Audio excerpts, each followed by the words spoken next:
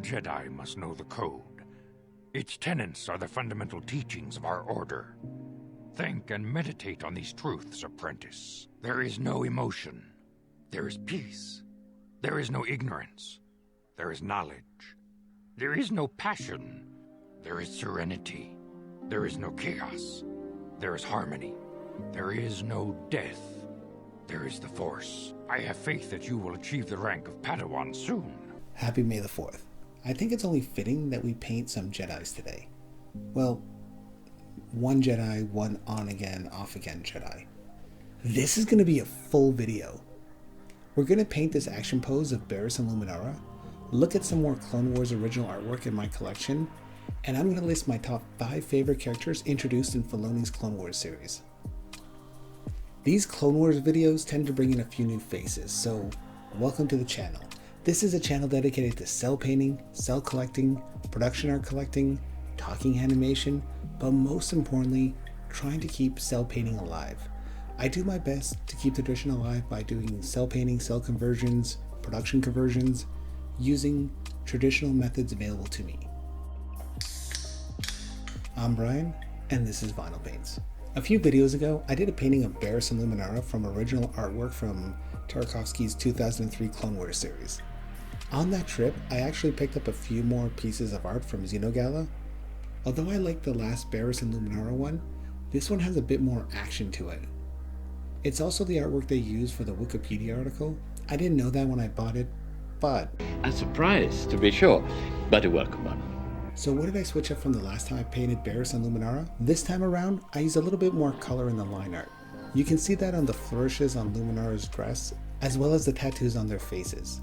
Last time I used black ink, and although it looked great, I think this makes it align more closely with the animated series. For this painting, I used a mix of Toon tones and Chromacolour paints with Sumi ink. On the robes, I did use Posca paint marker to get that thick Genndy line work that I think is one of the hallmarks of his style. When I saw the first few episodes of Filoni's Clone Wars series, I didn't know it was going to be for me. But as the show continued, I became more and more invested. And yes, every season has its clankers, but by the end, I wasn't ready to let the show go. I think that's one of the reasons why I held off on Rebels for so long, just the disappointment over the cancellation of Clone Wars. Alright, let's get this list started. Number 5, Duchess Satine. What an arc. Honestly, she humanizes and really shows you the difference between Obi-Wan and Anakin. Her storyline with Obi-Wan might be the true tragedy of the Star Wars saga. And I find it interesting, because in their eyes, even if they knew the outcome, I don't think they would have done anything differently because they value their duty over their own desires. It's a great mirror of the Padme-Anakin relationship. Number 4, I'm kind of cheating here, the Night Sisters, specifically Mother Talzin. They were so cool. I also want to recognize Savage, but I feel like he was more of a vessel to bring back Maul, as where the Night Sisters kind of felt like their own thing. They had their own agenda, agency. They were trying to survive in this separatist republic war. And although they were usually the villains, I think they were a little bit more complex and they had layers, like an onion. Ogres have layers. Onions have layers? You get it. We both have layers. Number 3, Cad Bane. Now this is strictly talking about Cad Bane from the show. I think he does the bounty hunter faction justice. No profit, no work. He really does embody a bounty hunter mercenary. I just wish he had a bigger head in the live action show. Number 2, Rex. An argument can be made for any of the clones in this series, any of them from Domino Squad, Clone Force 99, but Rex serves as a gateway into getting to know the personality and individuality of clones, which to me is some of the best storytelling in the show.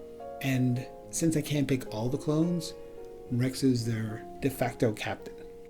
Number 1, Ahsoka. Of course it's Ahsoka. Who else is it going to be? And honestly, I didn't like her for the longest time. But she started to have more and more storylines. Her friendship with Barris storyline, that's some heavy stuff. The writers of the show really deserve a ton of credit, because after the first few episodes, I thought she was going to be irredeemable. But her growth and development make her an easy choice for number 1. I had an idea on how I was going to approach the lightsaber, but I noticed there was going to be a problem. Barris's lightsaber went behind Luminara, So I ended up having to paint the lightsaber, and I really wasn't sure how that was going to work. In the old days of traditional cel animation, this probably would have been a VFX shot. They probably would have made stencils and then airbrushed the saber in. That's how Disney animators achieved the transparency of Tinkerbell's wings. But I don't airbrush, or even own an airbrush, so I had to just paint it. I tried to use several different shades to make it a bit more natural, but one day, I'd like to try with an airbrush. The crystal is the heart of the blade. The heart is the crystal of the Jedi. The Jedi is the crystal of the Force. The Force is the blade of the heart. All are intertwined. The crystal, the blade, the Jedi. You are one. And for Luminara, I still like to paint with light.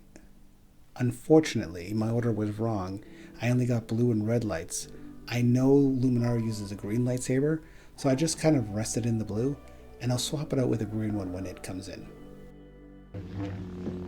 For over 1,000 generations, the Jedi Knights were the guardians of peace and justice in the Old Republic.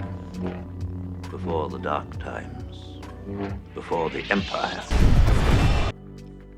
So let me share with you some of my collection from the Clone Wars.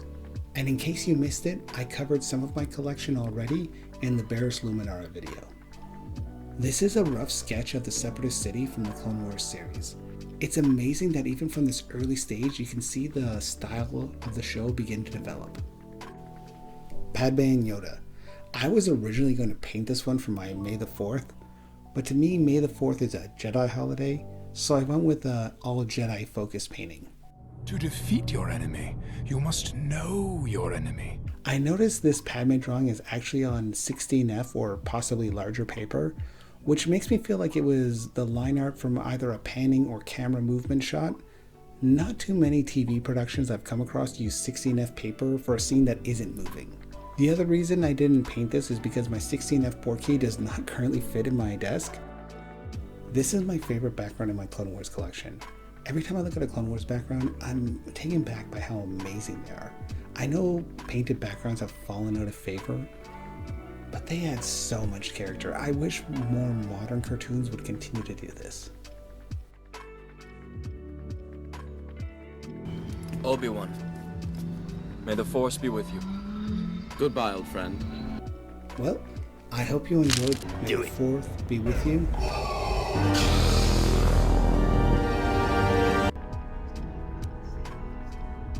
I can help you understand it. Would you like to hear it? Peace is a lie. There is only passion. Through passion, I gain strength. Through strength, I gain power. Through power, I gain victory. Through victory, my chains are broken. The Force shall free me. Let's call this a rare double drop video. For the last few years, I have noted the 4th, but this year, I wanted to give a little love to the Sith. I reached out to Elias Tuk, an amazing artist I found on Instagram, who specializes in Sith Lords. Sith Lords are our speciality. Actually, he does the most amazing art based on Genndy's Clone Wars.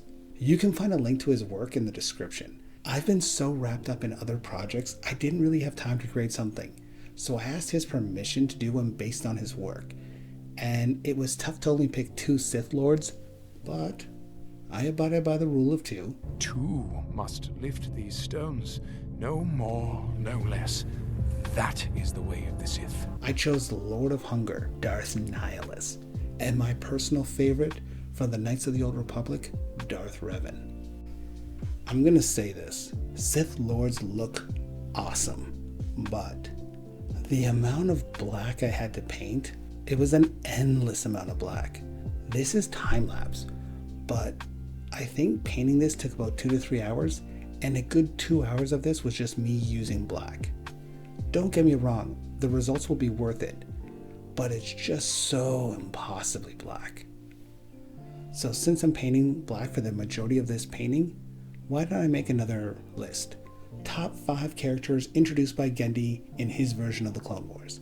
Number 5, Cody. Honestly, he shows up for like 30 seconds, but it felt weird to do this list with only 4, so he's my number 5. Number 4, The clone with the red paint job, Captain Fordor. Fordor was the first time that you really understood how dangerous the clones were. He was an absolute beast. I guess they always had a certain appeal about them in the Clone Wars movie, but he took them to the moon and back. I am curious if his name is an anagram for Frodo. Number 3, Dirge. Next to Clone Troopers, Dirge is the most requested character at conventions. Everybody wants a Dirge painting. He has an amazingly loyal fan base. He never said much, but he went the distance with Kenobi, and I think that endeared him to the fans. He's on my list of characters I have to paint. Number 2, General Grievous. They did an amazing job of introducing him. He wasn't in it for long, but he made his presence known. Animation kind of has a power creep problem. Their Jedis maybe a little too powerful, clones a little bit too agile. But with Grievous, I didn't care. I liked watching him going up against the Jedi and becoming a credible threat. Number 1, Asajj Ventress. She might be the best expanded universe character to ever come out of an animated series. To me, her and Ahsoka, I honestly don't know which one I like more. The 3D animated show did do an amazing job of developing her, but her back and forth with Anakin in the Genndy series, that's where it started. The amount of black paint I used on this was ridiculous, but it was absolutely worth it. I used light gray for the interior liner. I felt it was necessary to define the robes a little, and because of the amount of black involved, I only gave a single light up red lightsaber. I wanted people to be able to enjoy some of the details. Elias Tuk did an amazing drawing, and I'm thrilled to have given it the cel treatment. I hope you enjoyed this double drop video. May the 4th be with you, and always, always remember the revenge of the 5th. I'm Brian, and this is Vinyl Paints.